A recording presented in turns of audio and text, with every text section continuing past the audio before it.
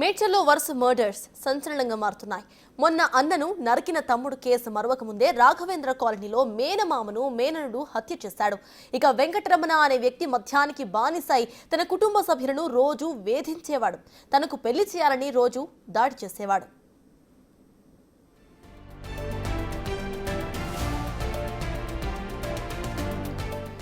ఈ వేధింపులతో కుటుంబ సభ్యులు విసిగిపోయారు. దీంతో రాత్రి నిద్రలో ఉండగా వెంకటరమణను తన మేనల్లుడు కత్తితో నరికి చంపేశాడు.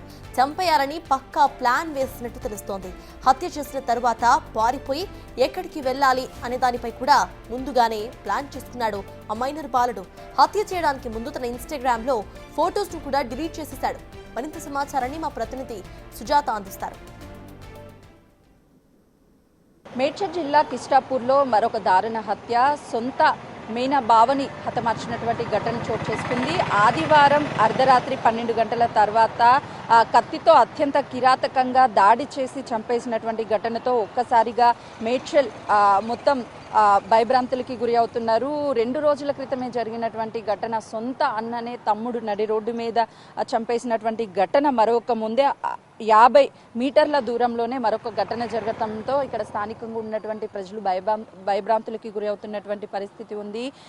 గత కొన్ని సంవత్సరాల నుంచి రాధ తన 3 పిల్లలతో ఇదే ఇంట్లో నివాసం ఉంటున్నట్లు తెలుస్తుంది. పెద్ద కుమారుడికి మానసిక పరిస్థితి బాగోలేదు అని చెప్తున్నారు. రెండో కుమారుడు మద్యానికి బానిసయ్యి ఇంట్లో తల్లిని చిత్రహింసలు పెట్టడంతో పాటు అన్నని తమ్ముడిని కూడా టార్చర్ చేస్తున్నట్లు తెలుస్తుంది. ఆ తర్వాత 15 సంవత్సరాల క్రితము రాధ తమ్ముడు భార్య చనిపోవడంతో తన కుమారుడైనటువంటి ఇప్పుడు హతమార్చినటువంటి బాలుడే అప్పుడు నెల రోజులు ఉన్నప్పుడు తన తల్లి చనిపోవడంతో ఆ బాలుని తీసుకువచ్చి ఎంతో అల్లారు ముద్దుగా రాధ పెంచుకుంది.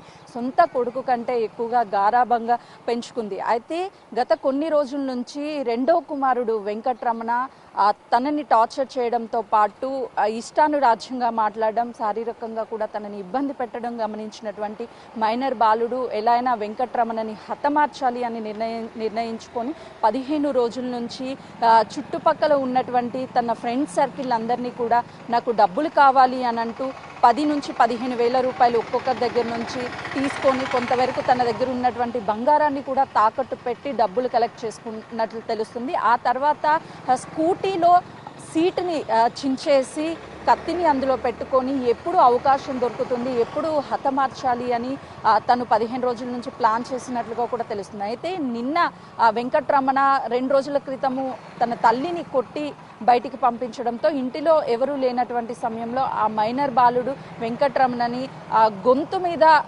కత్తి పెట్టి దాడి చేసిన తర్వాత హాల్లో నుంచి బెడ్రూమ్లోకి తన డెడ్ బాడీని తీసుకువెళ్ళి అక్కడ పడేసి అక్కడ నుంచి పారిపోయాడు. ప్రస్తుతం ఆ బాలుడు కోసం పోలీసులు వెతుకుతున్నారు. తరచూ జరుగుతున్నటువంటి ఈ ఘటనలతో ఒక్కసారిగా ఈ మేడ్చల్ ప్రాంతం అంతా కూడా ఎప్పుడు ఏం జరుగుతుంది, మద్యానికి బానిసయ్యి 2 రోజుల క్రితమే అన్నని సొంత తమ్ముడే చంపాడు. తను ఇంట్లో అమ్మని, నాన్నని, తమ్ముడిని కట్టుకున్నటువంటి భార్యని చిత్రహింసలు పెట్టడంతో అది తట్టుకోలేక తనని అడ్డు తొలగించాలి అని హతమార్చినటువంటి ఘటన మరొక ముందే ఇక్కడ సేమ్ యాస్టీస్గా ఇంట్లో వెంకటరమణ అందరి కుటుంబ సభ్యులను ఇబ్బంది పెడుతున్నాడు. తన మద్యానికి బానిస అయ్యాడు. తనని ఎట్లయినా సరే అడ్డు తొలగించాలి అని మైనర్ బాలుడు చేసినట్లు చాలా క్లారిటీగా అయితే మాత్రమో తెలుస్తుంది. పోలీసులు కూడా ప్రాథమికంగా నిర్ధారణ చేశారు. మరోవైపు ఇప్పటికే మద్యానికి బానిస అయ్యి ఇంట్లో ఉన్నటువంటి వాళ్ళని అఘాయిత్యాలు చేయడం, వాళ్ళ మీద దాడులు చేయడం చేస్తుంటే మరికొందరు మద్యానికి బానిస అయినటువంటి వాళ్ళు పెట్టే టార్చర్ని తట్టుకోలేక కుటుంబ సభ్యులే వాళ్ళ మీద దాడి చేయడము, చంపేయడం ఇలాంటి ఘటనలు జరుగుతున్నాయి. మద్యానికి బానిసయ్యి ఎన్నో కుటుంబాలు చెల్లా చెదిరవుతున్నాయి. కుటుంబంలో వ్యక్తుల్ని కోల్పోతున్నారు. ఆ చంపినటువంటి వ్యక్తులు జైలుకి వెళ్ళడం వల్ల వాళ్ళని కోల్పోతున్నారు. అంటే కుటుంబంలోని 2 వ్యక్తులని కుటుంబాలు కోల్పోయి అనాథులుగా మారుతున్నటువంటి పరిస్థితి ఉంది. ఎంతో మంది కుటుంబ పెద్దలని కోల్పోయి రోడ్డు మీద పడుతున్నటువంటి ఎన్నో కుటుంబాలు కూడా ఉన్నాయి.